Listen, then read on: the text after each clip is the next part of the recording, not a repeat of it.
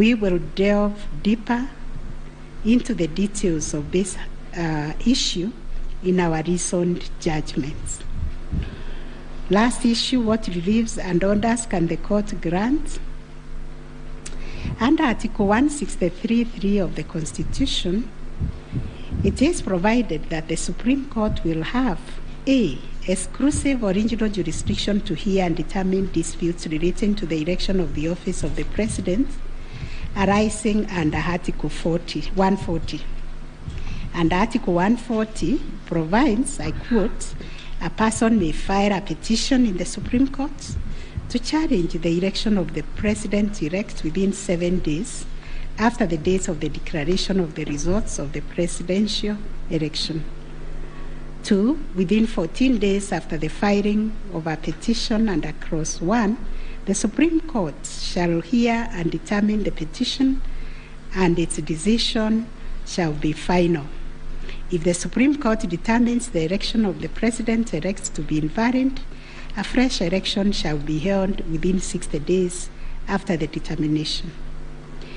In exercising its jurisdiction pursuant to these provisions, the court sits as an election court with a mandate to determine the validity or otherwise of the election of the President-elect. It is clear to us that the jurisdiction of the court is quite circumscribed in terms of the orders or reliefs it can grant following the hearing and determination of the election petition under Article 140 of the Constitution. In the event the court determines that the election of the President-elect is invalid, it must make an order nullifying the election. Consequently, it has also to make an order directing IEBC to hold a fresh election within 60 days after the determination. Should the court determine that the election of the President-elect is valid, it shall issue a declaration to that effect. The court has then, as a matter of course, to make an order dismissing the petition with or without cost, as the case may be. In the strict sense, therefore, these are the only orders that the court may make under the Constitution. The court cannot assume jurisdiction that goes beyond the purview of Articles 163(3) and 140 of the Constitution.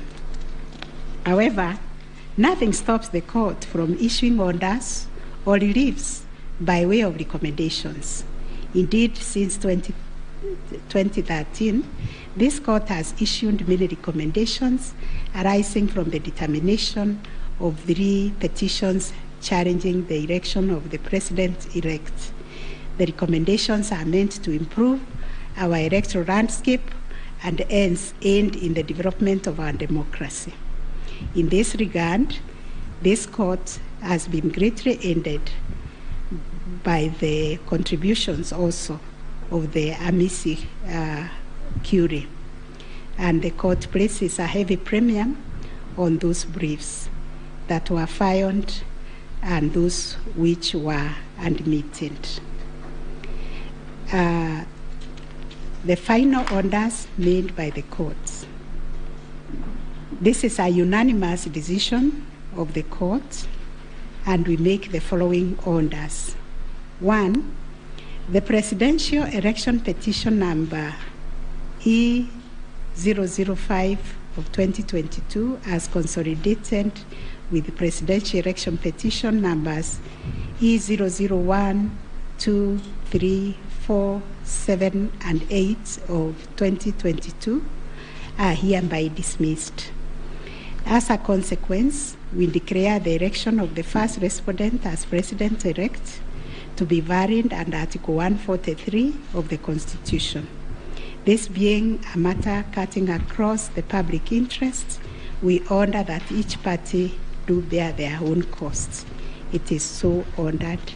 And finally, the court has asked me to also acknowledge, although we'll do it in the long draft, the enormous contribution made by counsel in these proceedings, and also the orderly way the counsel all the advocates and parties